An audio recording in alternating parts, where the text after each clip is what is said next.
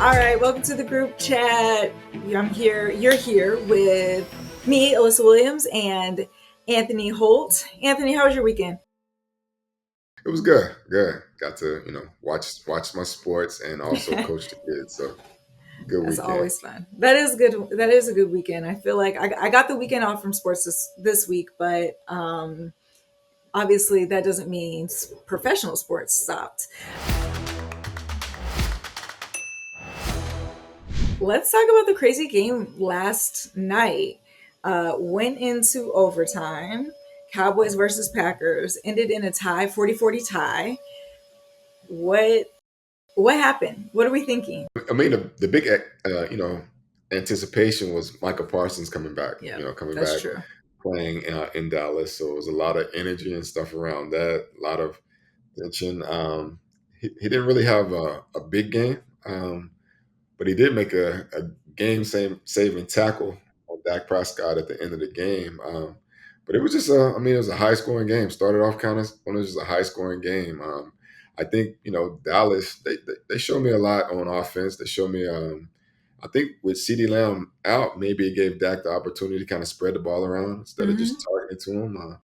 Jordan Love and Dak, they had a duel, threw over 300 yards, three touchdowns. Crazy. It was a good game. I'm not a big Dallas fan. It was a good game. I expected a little more on Green Bay's defense. I mean, just the energy and playing there. I mean, Dallas sometimes they just played lights out. It was on offense in that second half. So it was a good game. Fun kickers. A kicker's night. It was a good game. Okay, as competitors, how do we feel about a tie? Is a tie better than a loss? What is it like? Better than a loss? I Not rather equal to a win or win? Like which I rather which win one or would I'm you gonna prefer? lose. I rather Right. win or Me I'm gonna lose. too. A tie Me is too. just nah. I don't know. Ah. It Take doesn't us to feel another good. overtime. Yeah, take us to the Mm-mm. overtime or something. I mean, I don't like the tie, but what Jerry Jones said, what he said, they have Micah. He came in here. We have our team, and it finished in a tie. So it worked for him. He didn't lose. So I I know, was but it's wondering what he still, was going to say. yeah, it's always still weird though. Like, because when you're looking at the stat line, it just feels like a big nothing. Like Right? I tied, Yeah. but now that we're 4 weeks into the season, we'll have obviously there's Monday Night Football tonight to kind of wrap up Week 4. It's how are you feeling about your Super Bowl predictions? So I think before the season started, we were talking, we were throwing them out. I told you like, listen, I ride with the Seattle Seahawks all day, every day. You said the Ravens. Desi said the Eagles.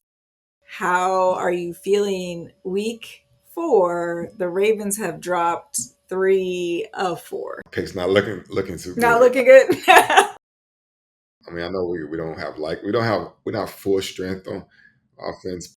Um, our defense is just what's killing me. I mean, we're just getting destroyed, and now Lamar hamstring shoes. I mean, it's early in the season, so we can get it together. But right now, might I have to go to know. my second pick, which is the Lions. The Lions. Okay. My second pick because they're looking great, and I wrote them off. Or I thought they had missed their window, and I thought it was Baltimore. Early on, it's looking different, but it's early in the season. We've seen things turn around, It quickly. can.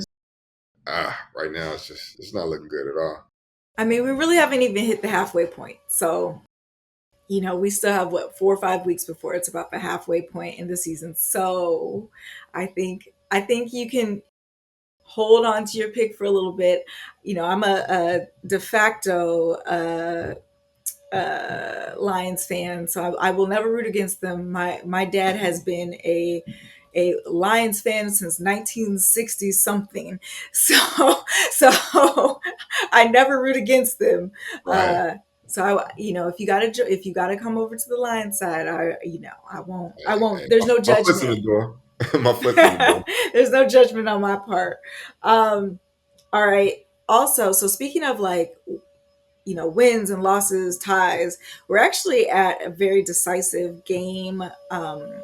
Game 5 here coming up for the Aces versus the Indiana Fever. So the Las Vegas Aces versus the Indiana Fever. They're in the WNBA semifinals. It's 2-2. The series is tied at 2-2, which is crazy because the Aces are like defending champs. I see them as untouchable, really. But the Fever, with their kind of hodgepodge team, is showing up. So, uh, do you think the Aces are going to pull it out? I still think the Aces will pull it off, but the Fever are playing. I think sometimes when your star goes down, everybody else just steps up, and when Yeah, multiple players, other players, everybody. I tell everybody in professional sports, they're good. They're good players. That nobody's exactly. not a good player. So sometimes when you get your chance, it's your time to show what you can do, and you can just play out of your mind. We've seen it before in playoffs where a star goes down and the team goes all the way. They might not win it, but they go all the way. But I would think that the Aces have the edge. I think they're playing at home. I think they have the edge, Yeah. the experience. But hey, I mean, what the Fever's doing so far, and what the Mercury did with a brand new team, Wild. it just goes to show you that anything can happen. For sure. I know we just had Jess last week talking about, like, they wiped the team clean, basically leaving only two players on the Mercury, and here they are already. They've secured their spot after defeating the Lynx in the finals. So, like, it doesn't get any better than that. It still goes to show, at least for me, like, I like these short series, especially because they play them, what, every other day. They're pretty fast. Versus, this is where I say the WNBA has the advantage over the NBA, because I feel like I start to get tired in the playoffs, because the games just extend and extend and extend. So this is definitely more entertaining, because it's just like you're on the edge of your seat. Every game matters in this format. All right, quick pivot to politics. This week is going to be really interesting. So we have the looming government shutdown, which is really interesting. So if you're not familiar, um, basically the Republicans are trying to get the Democrats to go along with the spending bill. They're saying, like, listen, this is the money that we have. We want you to just approve it. Because they can't move forward without the votes from the Democrats. Democrats are like, look, we're not going along with your scheme anymore. If you remember back in, I think it was in March, when they had the continuing resolution vote to keep uh, the government open back then, Chuck Schumer ended up, getting Democrats to vote in favor of continuing the funding the government, and meeting the demands of, essentially, of Trump and the Republicans. And then ultimately what happened was, like, they got screwed, right? Like, they've been slashing through Doge, destroying, all these different departments. Well, what's interesting now is, after the big bill passed back in July, it stripped like almost $1 trillion of funding from healthcare. So the Democrats are saying, look, if you restore the funding for healthcare, sure, we'll vote for it. And Republicans are like, no. So anyway, long story short, they're supposed to meet today to have some sort of negotiation. Will it be meaningful? Probably not, because Trump already said, like, last week, he told all the heads of government agencies to look at where they can just do mass layoffs. So he's threatening mass layoffs, which will further hurt the economy. We already know that we're in a tailspin. So this is going to be very dramatic. It is a saga that just kind of is going to hurt the American people, because if usually what they do is they have furloughs um, during government shutdowns. And so folks like TSA, though, that, like, have to be uh, still operable, so that, like, our whole, um, planes can fly safely, those folks usually just don't get paid. They get back pay. It's unclear how all of this is going to play out in the end. So it's just kind of a disaster. But, Yeah, as of today, um, they're supposed to have a meeting. We'll see what happens. Otherwise, October 1st, government is shut down.